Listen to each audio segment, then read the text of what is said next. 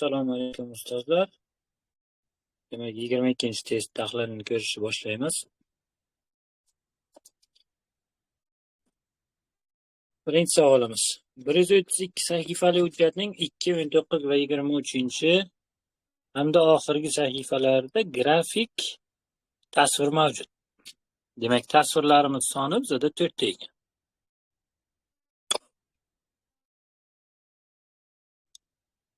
Tasvirlar soni 4 ta. Xo'p, har bir grafik tasvir 128 ga 512 pikseldan iborat. Demak, ularning har biri uchun ko'pi bilan 64 ta rangli palitra ishlatilgan. Tasvirimizning o'lchami 128 ga 512. 64 ta rang bo'ladigan bo'lsa, 64 ta rangni kodlashimiz uchun bizga necha bit kerak edi? 8 bitmi? 8 bit emas. N barobar 64 bo'lsa, 6 bit. I barobar 6 bit. Xo'p, demak 6 ga ko'paytirishimiz kerak tasvirimizni hajmini topishimiz uchun. Endi mana shu hisoblagan qiymatimiz bitta tasvirning hajmi bo'lib hisoblanadi va o'lchov birligi bitta kelib chiqadi. Uni yana 4 ga ko'paytirgan vaqtimiz jami tasvirlarning hajmi hosil bo'ladi. O'lchov birligi bit. Demak, jami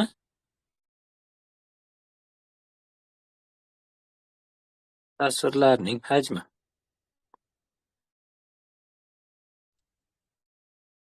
Endi qolgan har bir sahifada 64 ta qator va har bir qatorda deyapti 64 ta belgi bor.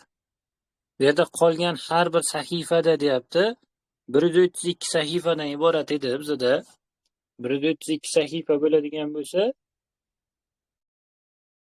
132 sahifadan 4 tasida tasvir. Qolgan necha qoladi matnlar uchun?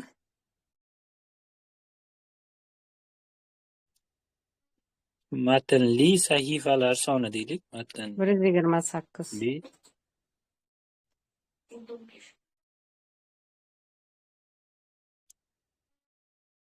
128. Xo'p.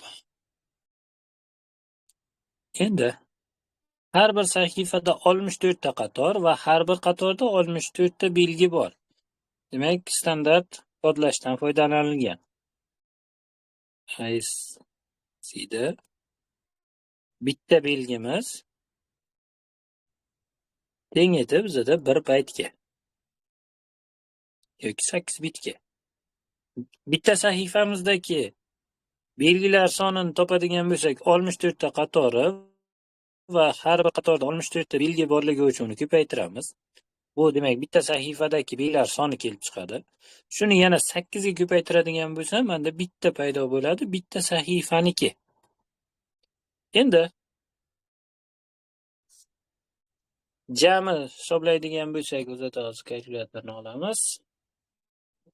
O'zi qisqarsa kerak, a? Uni hisoblamayman, bo'ldi. Birdaniga qisqartirsangiz adashmasam.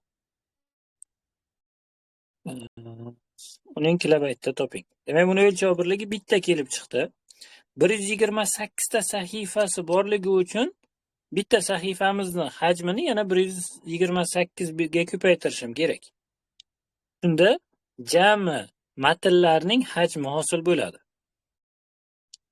Jami matnli sahifalar hajmi.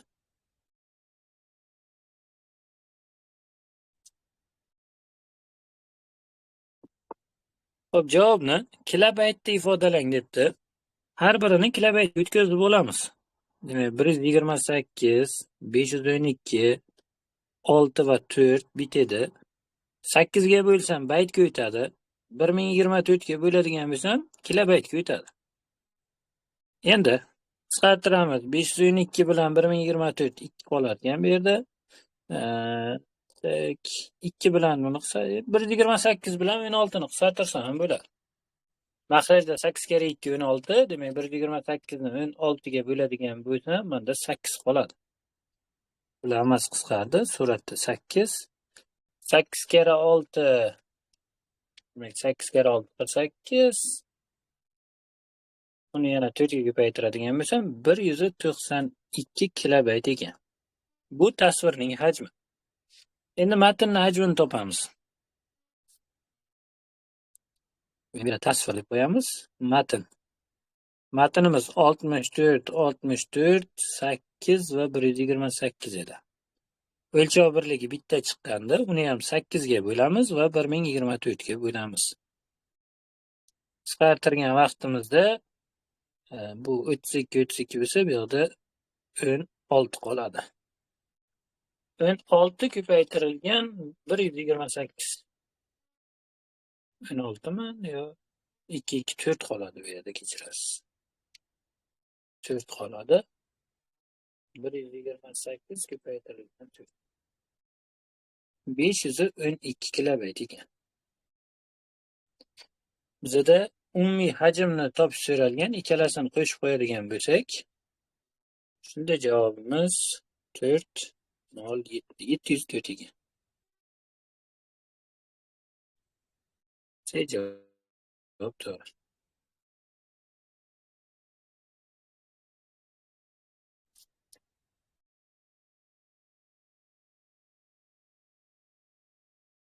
Birinchi savol agar tushunarli bo'lgan bo'lsa, keyingi savolga o'tamiz.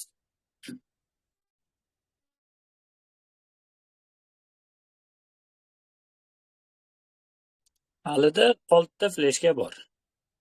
Birinchi fleshkada 9000 kilobayt axborot mavjud. Demak, birinchisida 9000 kilobayt bor ekan. Ikkinchi fleshkada 160 megabayt hajmdagi grafik fayl o'chirilgandan so'ng unda 20 megabayt axborot qoldi. Demak, hozirgi hajmi uni 20 megabayt degani. 20 megabayt. Uchinchi fleshkada axborot hajmi ikkinchi fleshkaning fayl o'chirilishidan oldingi holatiga teng. Ya'ni ikkinchi fleshkada 160 megabayt o'chirildi va u 180 megabayt holatida turibdi. To'rtinchi fleshkamiz. Fleshkada hajmi, demak, 16 dan 1 gigabayt bo'lgan video fayl mavjud. 16 dan 1 gigabayt mavjud ekan.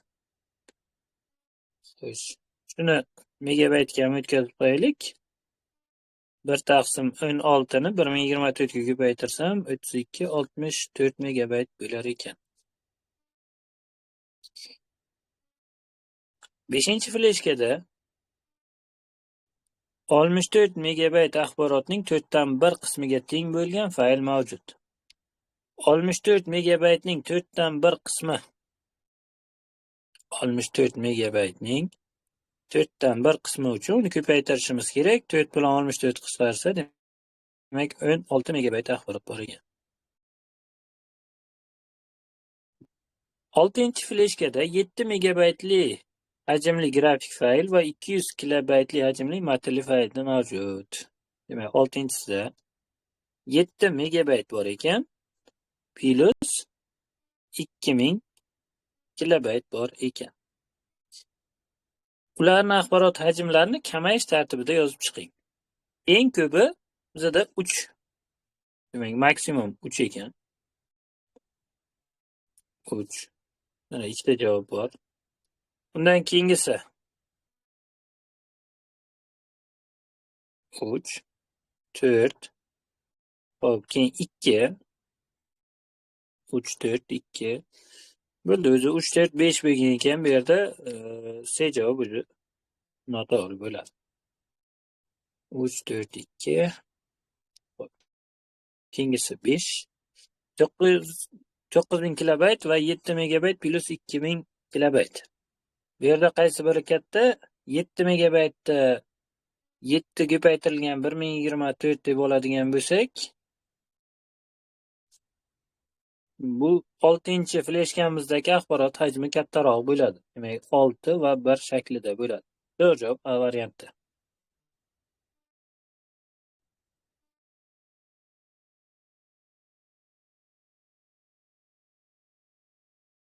Assalomu alaykum. Ustoz, men bu 4-qatordagiga tushunmadim-da, qaytarib boring. 4-inch fleshkada 16 dan 1 gigabayt. Gigabaytdan megabaytga o'tish uchun 1024 ga ko'paytirdim. 16 dan 1 ni 1024 ga ko'paytirdim. Bu yoq endi matematika qisqartirdim. Bu yerda 64 qoladi. Rahmat ustoz. O'lchov birliklarini bir xil qilishga harakat qildim-da bu yerda 16 megabayt. Xo'p, o'nlik sanoq sistemasida berilgan 520 ning kvadrati sonini 16 lik sanoq sistemasida ko'rsating. Xo'sh, kim qaysi usul bilan bajardi shu misolni?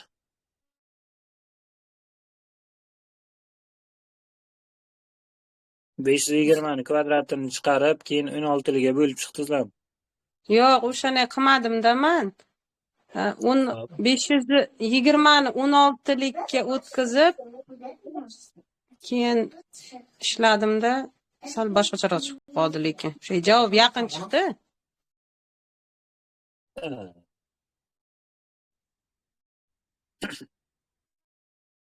Yaxshi.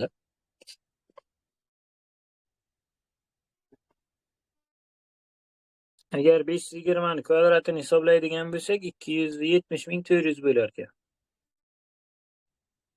270.400 ni keyin 16 likka o'tkazishingiz mumkin. Buni agar attestatsiya jarayoniga shunaqa savol tushadigan bo'lsa, uni bemalol kalkulyator bilan bajarishingiz mumkin.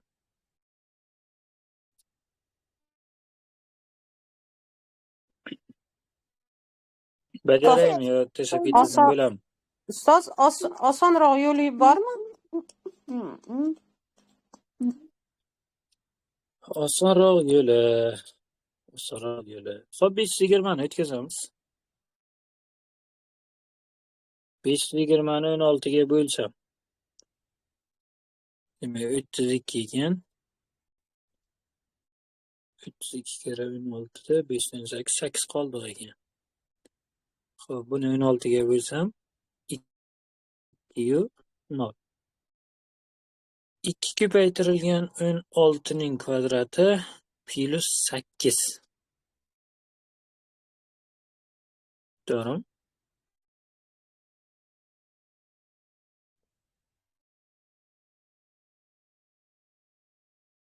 ikki yuz sakkiz 16 likda bo'ladi-ku.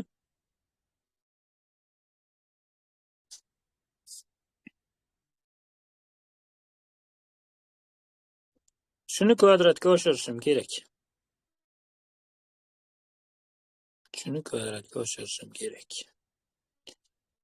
Qani chiqadimi bu usul bilan? 2 ko'paytirilgan 16 ning kvadrati plus 8 ning kvadrati desak. Bizda a plus b ning kvadrati a kvadrat plus 2ab plus b kvadrat edi. Joyiga yetib qo'yadigan bo'lsak, bu a ning o'rniga, bunisi b ning o'rniga. 4 ko'paytirilgan 16 ning 4-inchisi plus 2 ko'paytirilgan 16 ning kvadrati ko'paytirilgan 8 plus 8 ning kvadrati. Endi hisoblaydigan bo'lsak,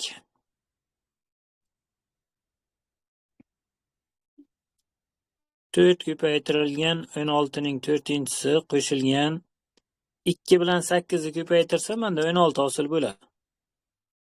Va 2 ko'paytirilgan 16 ning kubi deyishim mumkin. Shunda qo'shilgan yana bizda 64 sonimiz bor. 64 sonini 16 sanoq sistemasiga o'tkazish uchun qanday qilib tasvirlaymiz? 16 ga karrali son ko'rinishida yozishim kerak. 4 ko'paytirilgan 16 ning 4-inchisi plus 2 ko'paytirilgan 16 ning kubi qo'shilgan 4 kara 16 ning 1-inchisi deyishim mumkin. Mana bizda yoyilmas ko'rinishda sonimiz hosil bo'ldi va shu sonimizni bemalol 16 likda yozishimiz mumkin. 4 oldagi koeffitsient yozdim. Orqasida demak 4 ta soni bor. 4-daraja bo'lgani uchun. Xo'p, undan keyin 2 orqasida 3 ta, ikkinchi darajasi mavjud emas, 0 qo'yamiz. Birinchi darajasi bor va 0-darajasi mavjud emas.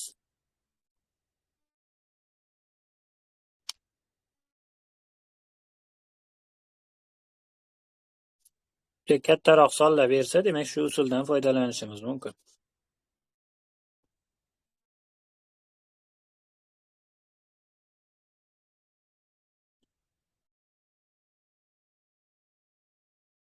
Buni o'rganib olishimiz kerak ekan. Ustoz, yaxshi usul ekan. Rahmat.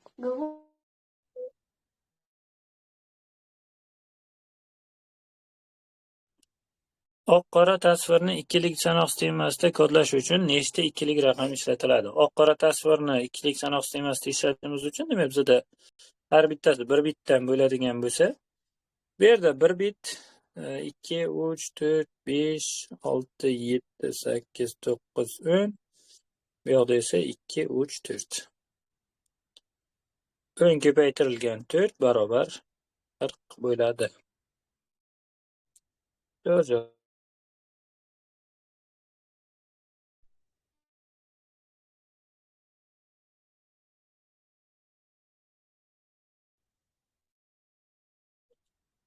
Xo'sh, ma'lumotlar bazasini boshqarish tizimlariga tegishli dasturni aniqlang. Mana shu yerda bitta muammo bo'ldi. Men olgan manbada, to'g'risi, ruscha kitobdan olgandim. Bu yerda 1, 2, 5 ni bergan. Lekin mana bu dasturni ochig'i internetdan izlab ham uncha topolmadim. Eski dasturni qanaqadir Microsoft MySQL ga tegishli kod deb chiqardim, sun'iy intellektlar.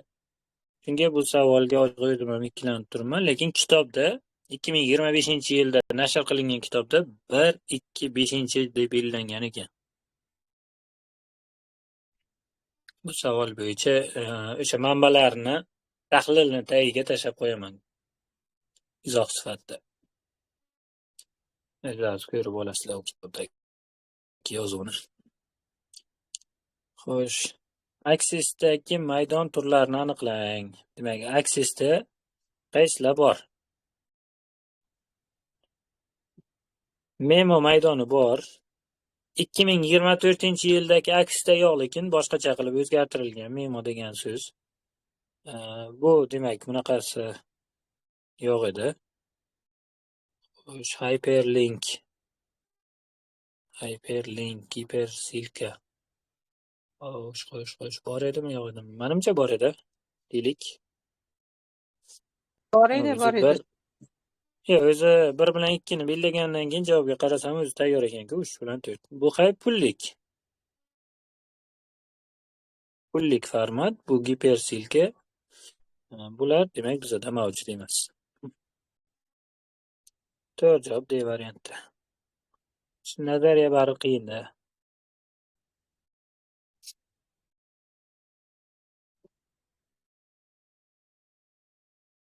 Scratchda sahna o'lchami qancha birlikka teng? Demak, sahnamizni biz 4 burchak shaklida deb faraz qiladigan bo'lsak, uning markazida 0,0 nuqta bo'ladi. Yerda 0,0 nuqta. Hamda bu nuqtamiz 240 ga, bu yoqdagi nuqtamiz -240 ga. Yuqoriga qarab 180 ga, pastga qarab -180 ga teng bo'lgan qiymatlarga erishishi mumkin. Va bundan xulosa qiladigan bo'lsak, x o'qi bo'yicha 480, y o'qi bo'yicha esa 360 bo'ladi. Eni 480, bo'yi 360. 480 ga 360.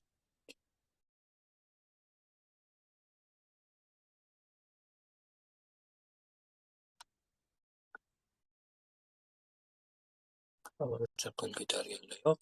8-savol.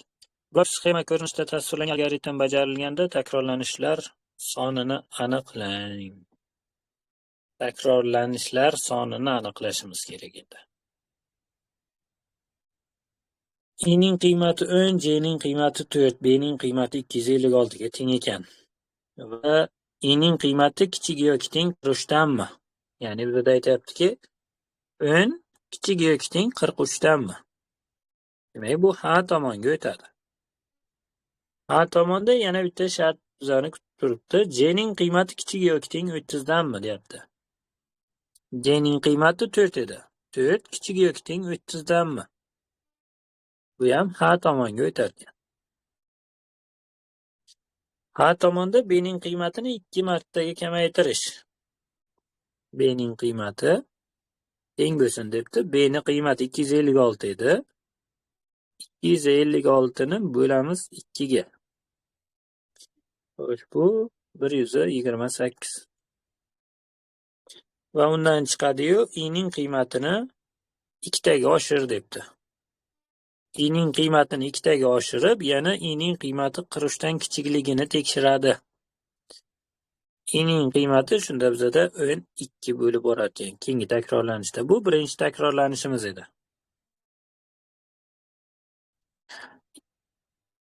12 kichik yoki teng 43danmi? Demak, bu ham ha tomonga o'tadi. J ning qiymati kichik yoki teng 30dan deyapti. J ning qiymati kichik yoki teng 30dan. Xo'p, 4 kichik yoki teng 30dan. O'zi bu narsani bajarishimiz ham shart emas ekan mana bu yerdagi qismni. Chunki takrorlanishlar sonini aniqlashligimiz kerak. Takrorlanishlar soni. Faqatgina I ning qiymati tekshirilyapti va I ning qiymati oshirilyapti. Bu yerda B ning qiymati kamaytirilgan qiymatlarimiz biz uchun hech narsa ahamiyat kasb etmaydi. Bundan keyingilarda faqat I ning qiymatini oshirib borishim kerak ekan. I ning qiymati har safar 2 tadan oshib borsa, nechinchi takrorlanishdan keyin I ning qiymati 43dan katta bo'ladi. Xo'p. Birinchi takrorlanishimizdan keyin bizda I ning qiymati 12 bo'ldi. Ikkinchi takrorlanishimizdan keyin I ning qiymati 14 bo'ladi. Uchinchi takrorlanishimizdan keyin 14 kichik yoki teng 43dan, bu yana ha tomonga o'tadi. Ha da o'tgan vaqt shartlarni bajarib keladi, I ning qiymatini 16 qiladi. Nima qilyapti? Bu yerda dastlabki qiymatimiz 10 edi. 10 edi. Har safar 10 ga qo'shyapti 2n ni, ya'ni takrorlanishlar sonini 2 ga ko'paytirib. Chunki har safar 2 tadan ortgan-ku bizda. Shuning uchun 2 tadan 2n qo'shilganda katta 43dan bo'lgan shartni bajarishimiz kerak. Bu yerda nima uchun katta qilib yozdim? I ning qiymati kichik yoki teng 43dan bo'lsa, yo'q degan tomonga o'tishi uchun albatta u katta bo'lishga majbur. Takrorlanishlar sonidan chiqib ketishligim uchun. Shunda 2n barobar 2n katta 33dan n katta 16,5 ni. 16-chi takrorlanishimizda demak bizda 43dan kichikroq son bo'lar ekan. 17-chi takrorlanishimizda 43dan katta son bo'ladi. Demak javob 17.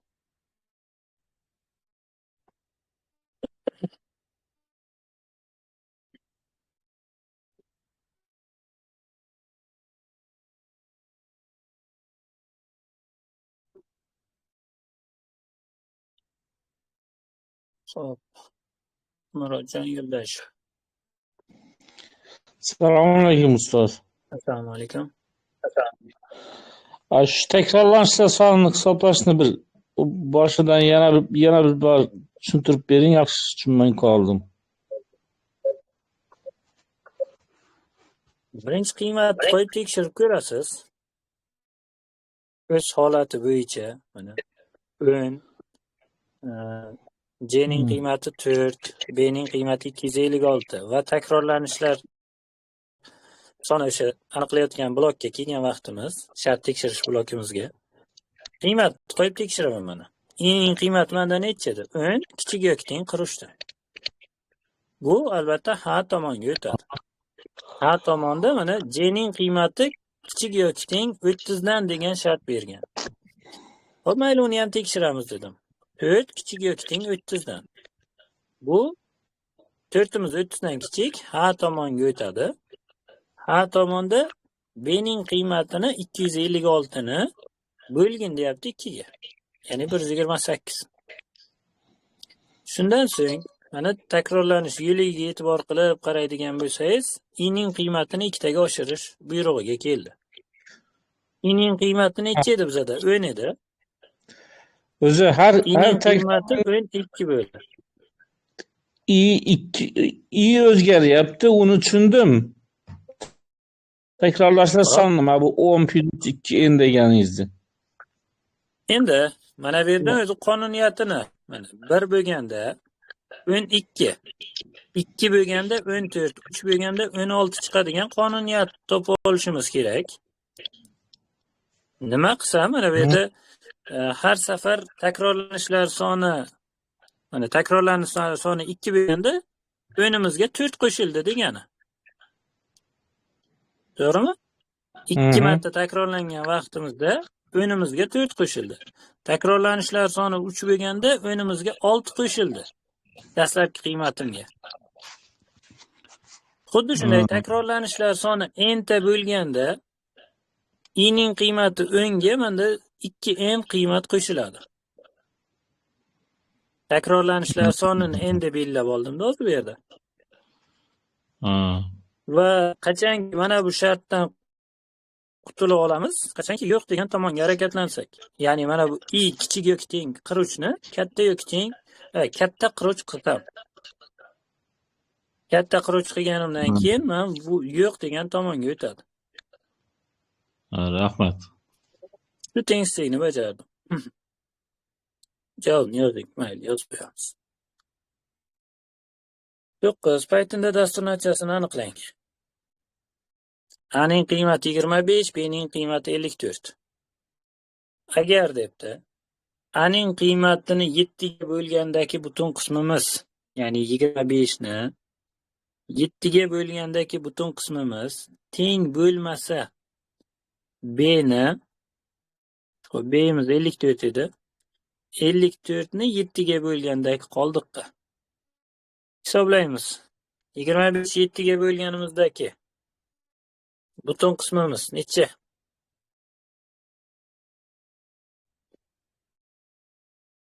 Uch ustoz. 54 7 ga bo'lganda qoldig'imiz 5. 6. 5 5. mi 6 mi?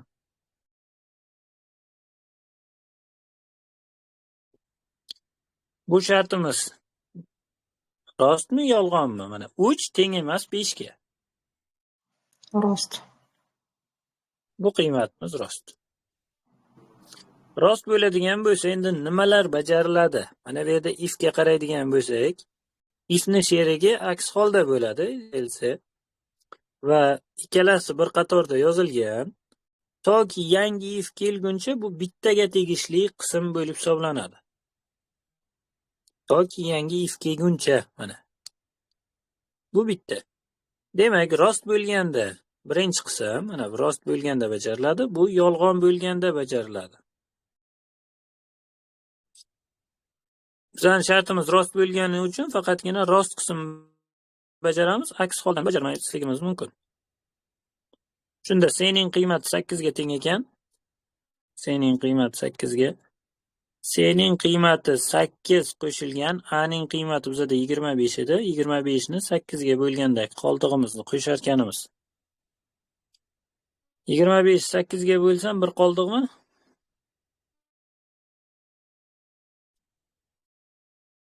Bir qoldiq. 8 + 1 barobar 9 ga. 9 chiqadi.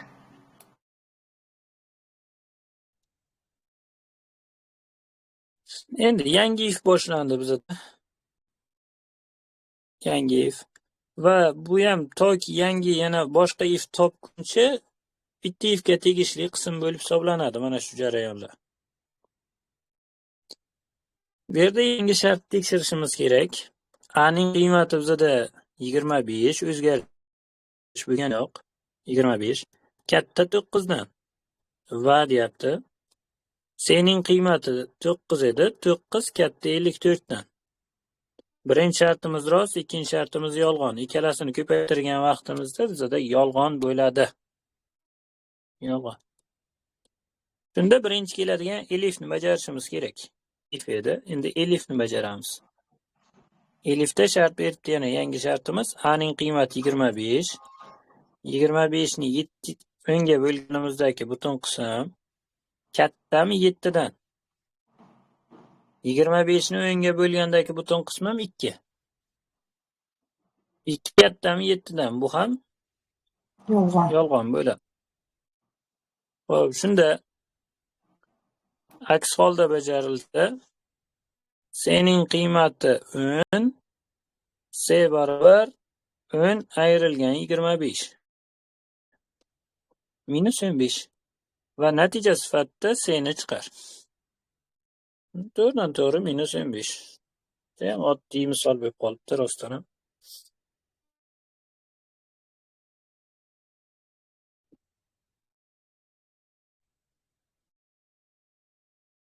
Bir martaga chiqargan. Xo'sh. Python tili dastur natijasini aniqlang. Nimani aniqlaydi? Dastur endi nimani aniqlashini topishimiz kerak. n son kiritildi. K ning qiymati 0, i ning qiymati 1. I ning qiymati kichik yoki teng n bo'lguncha takrorlan, demak n ning qiymatiga teng bo'lguncha. Agar debdi n sonini i ga bo'lgandagi qoldig'imiz 0 bo'lsa, n sonini i ga bo'lgandagi qoldig'imiz 0 bo'lsa, i sonimiz n sonining bo'luvchisi bo'ladi. Sonining bo'luvchisi.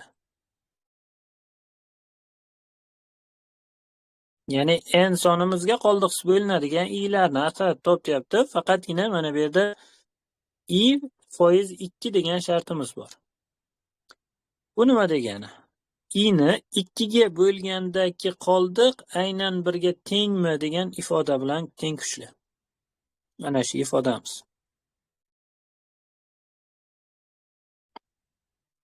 Chunki 2 ga bo'lganimizdagi qoldig'imiz bizda 0 yoki 1 chiqadi. 0 yoki 1 chiqqan qiymatni Python dasturlash tilida shartda berib ketadigan bo'lsak, buni yolg'on deb tushunib ketadi. Buni rost deb tushunib ketadi. Shunda i ni, ya'ni n sonining bo'luvchisini 2 ga bo'lgandagi qoldig'im aynan 1 ga teng bo'lsa, demak i sonim To'qson. toq degan bo'ladi. I soni toq.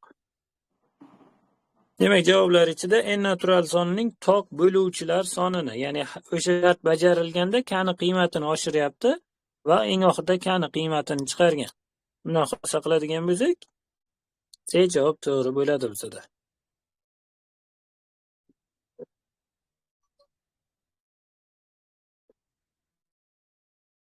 Javob to'g'ri.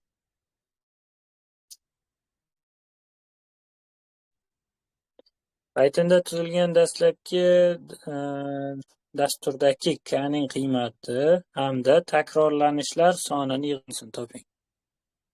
Dasturdagi k ning qiymati hamda takrorlanishlar sonining yig'indisi. Ikkita narsa so'ralgan. Xo'sh, s ning qiymati 0 ekan. K ning qiymati 0. While'da shart tekshirishimiz kerak. While 0 kichik yoki teng 50 danmi? Demak bu a bo'ladi, ya'ni rost bo'ladi. Rost bo'lsa takrorlanish tanasiga kiradi. Mana bu takrorlanish tanasi. Takrorlanish tanasida agar debdi k ning qiymati, ya'ni 0 ni 3 ga bo'lgandagi qoldig'im 0 ga tengmi? 0 ga teng. 0 ni 3 ga bo'lsak 0 qoldi. U holda s ning qiymatiga 7 ni qo'sh. S barobar s ning qiymati 0 edi. S ning qiymatiga 7 ni qo'shdi. Hamda aks holda bajarilmaydi. Aks holda bajarilmagandan keyin k + 1 bajariladi. Delikmi bu yerda? Kning qiymati 1 ga oshiriladi. Bu birinchi takrorlanish edi. Ikkinchi takrorlanishimiz vaqtida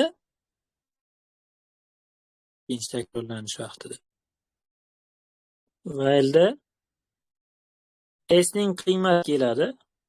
S ning qiymati bizda necha bo'ldi? 7 bo'ldi. 7 kichik yoki teng 50 danmi? Bu ham rost qiymatni qabul qiladi. Va rost qiymat qabul qilgan vaqtda endi yana shartimizni tekshirishimiz kerak. Agar kning qiymati 1 endi 1 ni 3 ga bo'lganimizdagi qoldiq 0 mi? Bu yolg'on. Yolg'on bo'lsa, demak s ning qiymatiga 2 ni qo'shar ekan endi. S plus 2. Bu holatda va kning qiymatini yana bittaga oshirib qo'yamiz. Bu holatimizda 7 plus 2 9 holatiga keldi. S ning ikkinchi takrorlanishimizdan keyin S ning qiymati 9 bo'ldi. Shu zaylda davom etishimiz kerak. Uchinchi takrorlanishimizga kirishdan oldin while'ni tekshirishimiz kerak. While S ning qiymati 9. 9 kichik yoki teng 50 danmi? Ha, kichik. U holda yangi shart tekshiramiz. Agar kning qiymati 2 bo'ldi. 2 ni 3 ga bo'lganimizdagi qoldiq 0 mi?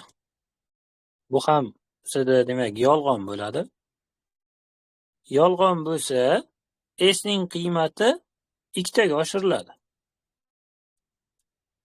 Endi bizda S ning qiymati 9 plus 2 barobar 11 ko'rinishiga keldi.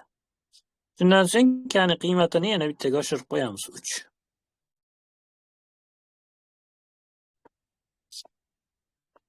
Xo'p. S ning qiymati 3-chi takrorlanishimizdan keyin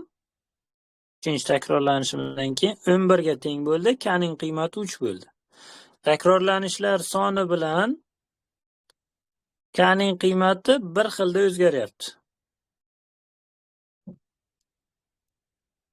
4-chi takrorlanishimizda yana while 11 kichik 50 danmi? Kichik yoki teng. Bu yana ha qabul qiladi. Agar 3 ni 3 ga bo'lganimizdagi qoldiq aynan 0 ga tengmi? Ha, 0 ga teng. U holatda S ga 7 ni qo'shadi endi. 11 plus 7. Xo'sh, mana shu 3 ta jarayon, birinchisi, ikkinchisi, uchinchisi qayta takrorlanadi. Hozir mana 4 bo'lganda xuddi 1 bilan bir xil ishlaydi. 5 bo'lganda 2 bilan, 6 bo'lganda 3 bilan bir xilda ishlaydi. Va bu yerda S ning qiymatiga e'tibor qilamiz. Birinchi 7 taga oshirdi, keyin 2 taga, keyin yana 2 taga oshirdi. Jami 11 taga oshirdi desak bo'ladi. Har 3 ta sikl, ya'ni takrorlanishda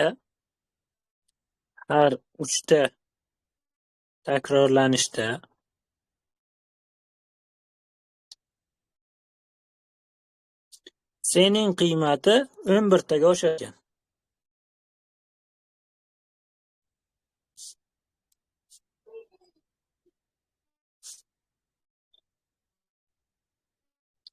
Endi 50 gacha bo'lguncha necha marta o'tkazsak bo'ladi? Har safar 11 tadan oshirsak. Aytaylik, 4 martani qiladigan bo'lsak, shu jarayonni 4 ga borib qoladimi? 4 ta 3 talikdan ketsak. 12 marta takrorlanganda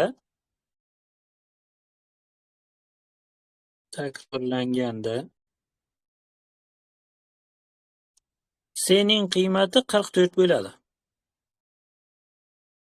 S ning qiymati 44 bo'ladi. Keyingi takrorlanishimiz, ya'ni 13-chi takrorlanish tekshirgan vaqtimiz, 13-chi takrorlanishimiz birinchisi bilan bir xil ishlaydi. Ya'ni yuqorida aytdikki, har 3 tasida takrorlanib keladi. Qo'shiladigan qiymatlar. 44 kichik yoki teng 50 danmi? Ha, kichik. U holatda shart tekshiriladi.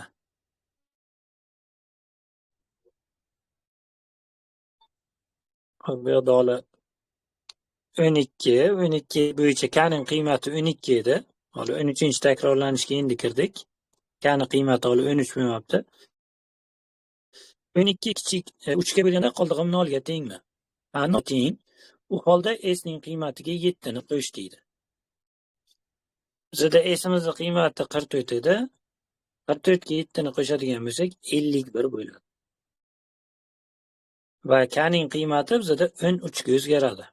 Bu qiymat chiqarib bo'lgandan keyin. Shundan so'ng yana while shart qismiga borgan vaqtda 51 kichik yoki teng 50 danmi degan shartimiz yolg'on bo'ladi va takrorlanish tanasi o'z ishini yakunlaydi. Shunda takrorlanishlar soni 13 ta, k'ning qiymati 13 ta bo'ladi va 26 degan javob belgilab qo'yishimiz kerak. Javob 26.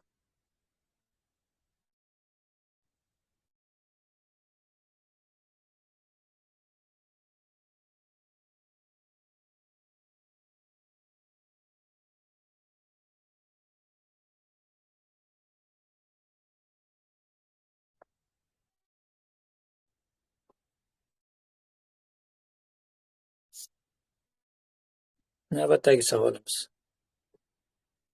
JavaScriptda berilgan ushbu dastur kodining natijasini toping.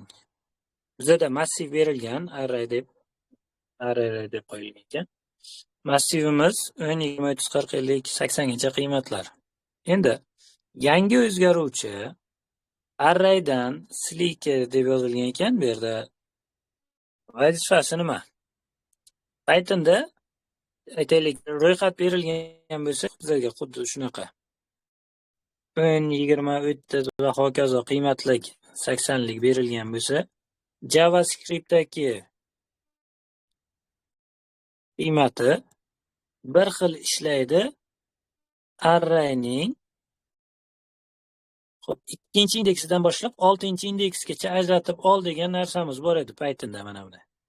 Xuddi shu bilan bir xil vazifani bajaradi.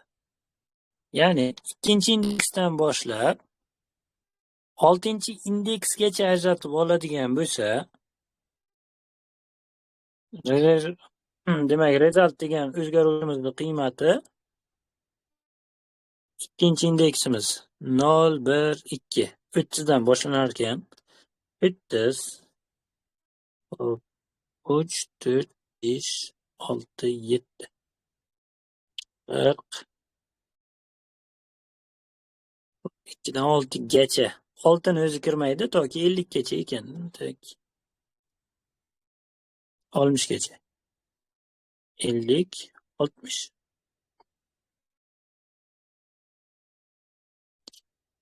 Endi orasida p-ligi bor. Splitter deb nima ingliz tilini o'qimaganman, shuning uchun tafsir qila olmayman uni. Buni vazifasi nima? Birinchi indeksdan boshlab ikkita indeksning o'rniga bu yoqda qo'shimcha nechta qiymat yozilsa o'shani aytib qo'ydi. Birinchi indeksdan boshlab ikkita elementni o'rniga, endi bu yerda indekslar emas, elementlar soni bo'ladi. 0, 1, 2, 3. Resultni splicker qilsin, birinchi indeksidan boshlab ikkita indeksni o'rniga, ya'ni 40 va 50 ning o'rniga 99 va 100 ni joylashtir. Bitta element, ikkita element. 99 va 100 ni joylashtir. Shunda bizda yangi qiymatimiz 99, 100 qo'yilsa 60 bu yoqda. Yangi ko'rinishi ana shu javob bo'ladi. Bormi javoblarning ichida? 399 ajoyib ekan.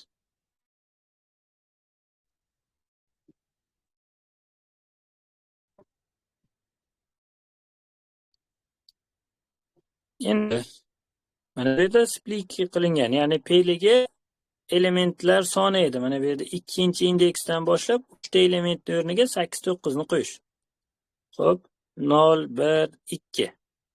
ikkinchi indeksdan boshlab 3 ta elementning o'rniga, ya'ni mana bu yerdagi 3 ta elementlar ketadi. Uni o'rniga 8 va 9 qo'shiladi.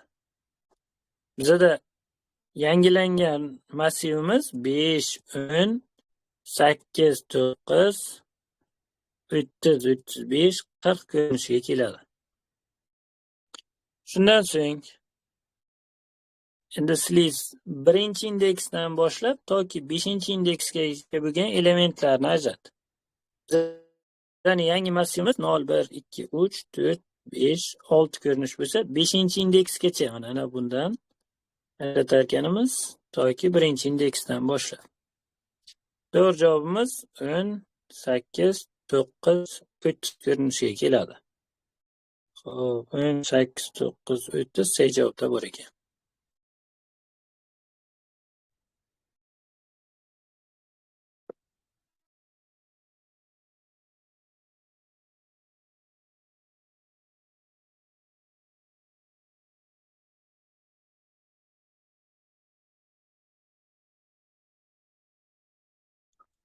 Scratch dasturida ushbu shaklni hosil qilish uchun qanday dasturni yozish kerak? Faqat asosiy qismi keltirilgan. 5 burchak hosil qilishligimiz uchun bizda necha gradusga burilishni, Scratchda qandaydir shakllarni burchagini topmoqchi bo'lsak, tashqi burchak bo'yicha buriladi Scratch. 5 burchak chizishim. Tashqi burchak degani, aytaylik, qahramonimiz bu yerda turibdi, qadam yurdi. Keyingi burilishni topishligimiz uchun buni ozgina davom ettirishimiz kerak va tashqi tomondan buriladi. Aytaylik, chapga nechidir gradus, n gradus. Bunisi ham xuddi shunday. Tashqi burchak bo'yicha buriladi. Bizda qoidamiz bor, ko'p burchakni bittadan olingan tashqi burchaklar yig'indisi 360 gradusga teng. Va 5 burchak chizmoqchi bo'lsak, 360 ni burchaklar soniga bo'ladigan bo'lsak, necha gradusga burilish kelib chiqadi? 360 ni 5 ga bo'lsak, 72 gradusga burilishi kerak ekan. Xo'p, 72 gradusga burilgan, bizda D javobda bor ekan, javob to'g'ri, shu D bo'ladi. Faqat asosiy qism berilgan degan, shu 72 gradus. Misol, 3 burchak chizishligi uchun bittadan olingan tashqi burchaklarimiz demak n bo'ladigan bo'lsa, bunda 3 ta 360 ni 3 ga bo'lsak, 120 gradusdan burilsa 3 burchak chizadi. 6 burchak chizmoqchi bo'lsangiz, demak 60 gradusdan buriladi va hokazo, xuddi shu tartibda ketaveradi. Gradusini topish.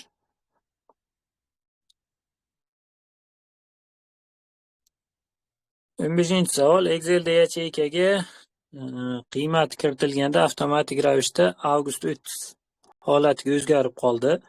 Yacheykaga qanday format belgilansa, ma'lumot 8-30 holatda ifodalanadi. Ya'ni qanday kiritilsa, shu holatda o'zgarmasdan qolishi uchun u matnli formatda bo'lishligi kerak. To'g'ri javob matnlida bo'ladi.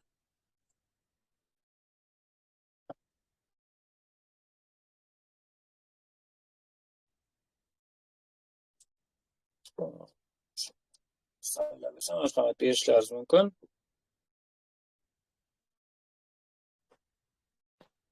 Rahmat ustoz, kattakon tushunarli bo'ldi juda.